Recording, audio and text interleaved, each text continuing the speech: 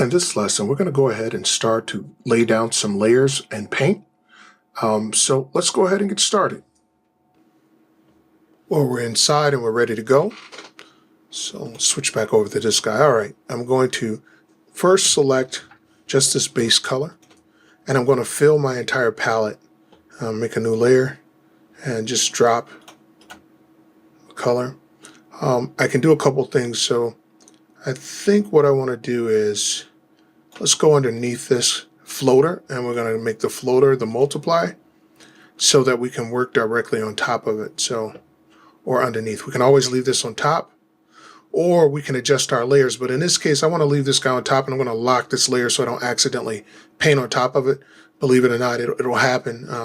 You kind of get into the flow of things and zone out, so I don't want that to happen to us. All right, so just taking a look, I'm going to figure out how I want to go about it. Let's move my base colors to the top also. All right, so, and I really want to just set the mood for the painting. So I want to stay light. I don't want to really go dark, but maybe I'll go a little bit darker than this. Drifting away from my original plan, but I think we can get some nice solid values here that will support our painting. All right, here we go. Now we'll start off dark and we'll build our way out.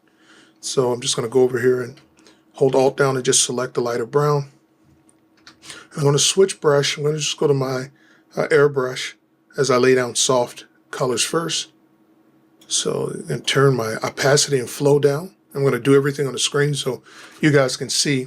So my opacity is at 27, my flow is at 36, and I can change that periodically throughout the project depending on what I need. So it'll be similar to that. The numbers will be pretty close. I'm going to find those areas that I want to push out a little bit. And maybe here and here.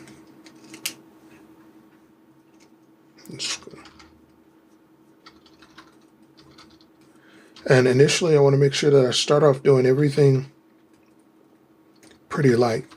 I don't need to commit to anything, and the good news is because we set things up the way that we talked about earlier, I don't have to worry about being as cautious. As a matter of fact, let's go up a little higher.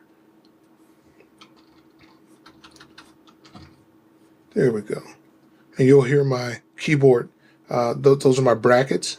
So as I adjust my brush on the fly, you'll hear my bracket keys. The right bracket key for larger, the left for smaller, and just lay down a nice base. All right. And so the next thing I want to do is bring in a little bit of a peach to give me a more live skin tone.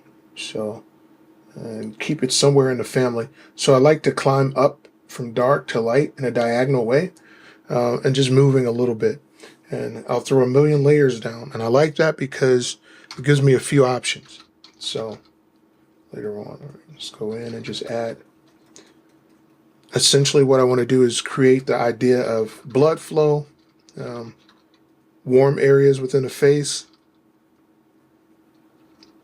to draw the viewer's eyes later on. And so give me a little bit of that peach there. There we go. And I'm just going to warm that area up too. And right here in the closing of the neck.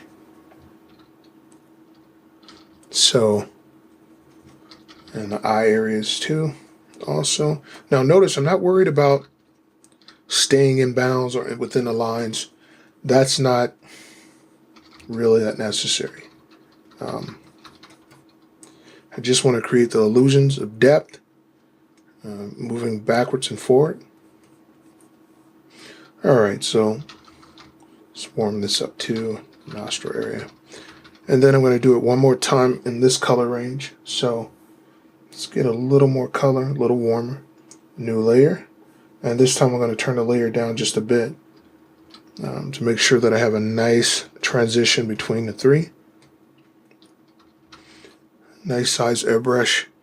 Get wide sweeping details. So I'm going to go ahead and hit F11 and give a nice blur to it to make sure that it's going to be a smooth transition between colors. And then I'm going to jump over to green. Now let's start with the light pastel crazy green first. And I'm going to make a new layer. Now notice I'm not naming the layers. I just want to throw down, get some color where I want the color to be. Try to do it fairly quickly.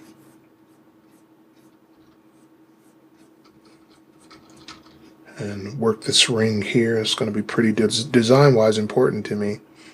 And I want to make sure that I'm including the designs throughout the character. So if I have a little green here, I want to bring a little green here and a little green here so that it flows and it feels like one piece and not, two different pieces, right? That's pretty hot there. I hit it probably too much, so I'm going to go ahead and throw a blur down a couple times. Here we go. And then go back and rework this and then blur it again. And I'm hitting my F11 for my blur a little too quickly, which is fine. I want to go ahead and turn this layer down and just use the layers to support my style.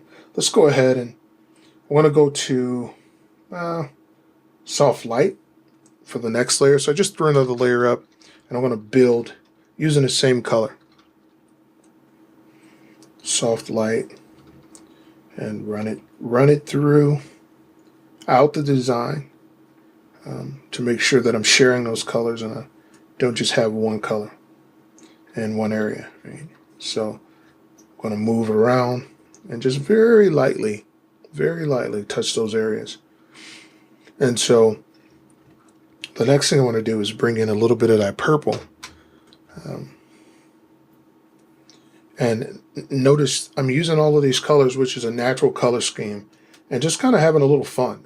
I don't have to follow rules per se in this situation because I'm just, being creative.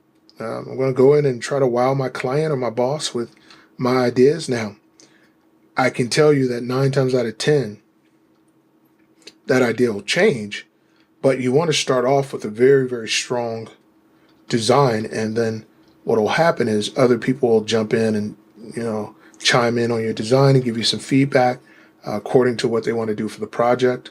So that's 101 in design. If you have a good design, if you have a good idea, one thing you'll learn is it's never good enough. And if you're in the industry already, you already know that. Tell you a story. I had one friend who I worked with when I was in the toy design industry. He said, you never give your best idea first because it's never going to be good enough. And he jokingly said that, but there was truth to it. Quite often we'd find that your first design just wasn't going to be good enough. So, but that's good. I think most of us are artists and creatives, and we love the challenge of solving those digital problems, right? Those creative problems.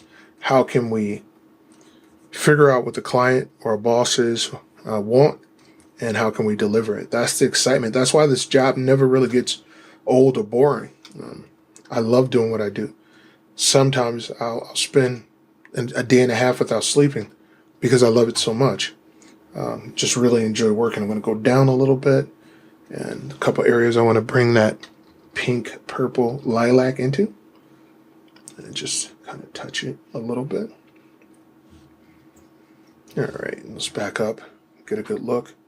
So now that I have some base color down and I have an idea of the direction I want to go, before I do that, let me go ahead and blur that last layer a couple times. All right, nice and soft. I'm going to do something else. I'm going to go to Windows,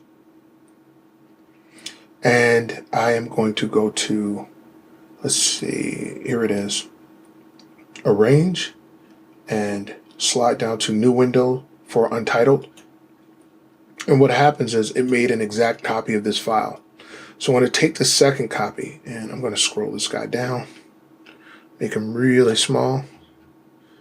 And here's what I'm going to do. I'm going to put this one in my other window. Now here's why.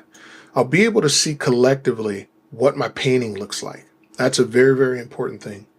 And then I'll be able to see on a micro scale, a smaller version as I dig in, what it looks like. So if I'm going too far, if the colors don't work or support, I'll be able to see it here, and I'll be able to say, something's off, and then I can make those adjustments here. So I'm going to move this little guy over to my other screen. So once again, that was in Windows, Arrange, and a new window for Untitled. There's a tool also called the Navigator, which allows you to look at what you're working at and to scroll through it. But I think this way works really well because I can just let it sit as I work and just keep an eye on it and just bounce up, bounce down with my eyes until I get exactly what it is that I'm looking for. So we're able to lay down a couple base colors. The next thing I want to do is let's go in and lay down the gum line. So I'm going to get a nice deep purple. Let's go down here, I think. And it's too brown, a little more red. Move up the ladder a little bit. There we go. Okay. And I'm just going to lay that down. So I'm going to go from my airbrush to a solid brush. And I'm still at 27 and 36, but I have a new layer. I'm just going to go ahead and begin to lay my gums down so I can see how this is going to work. If it's going to be a good color, if I'm going to need to move to another color. Right now, I think we're okay. So I'm just very sloppily put it in place. Constantly checking the other screen with the smaller version of my project, making sure that everything looks balanced.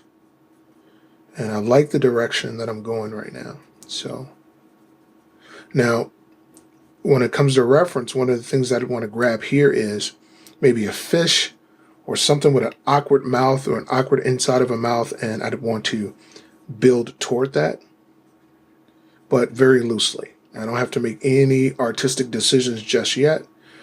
So I brought that red in. I'm going to go ahead and implement that into the cornea of the eyes, the eyelids here. And just sharing that color in the nose, the nostril area of my creature. Just a little bit. I'm not going to confirm or commit to it, but just enough to remind me things are transferring throughout the project. Like I talked about earlier, we want to make sure there's one cohesive thing. And I really like the use of these colors. Like I'm really enjoying that. So let me go ahead and blur this. Let's see. And work it a little bit more.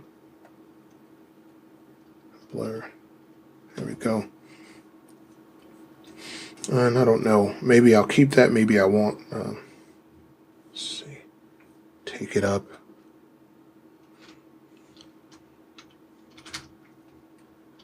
All right. So when you see that pop-up happen, let me show you. That means that I'm hitting my F11 shortcut too quickly. So it's telling me could not complete the play command because the action is already playing, which means slow down. No big deal. Just have to not get a trigger finger, an itchy trigger finger, and double tap when I don't have to. All right. Tap, tap, double tap. Right. All right. So I think we're going someplace good with the gum line area. And I might want to bring a little bit of that red down here. All right, just a little bit in the chest area. And let's take a look at it collectively. I feel like it's a good direction. Good direction. So when we come back, we're going to continue to paint and build on this guy. I'm going to go more into the greens, and maybe we'll bring some other colors in to help us out.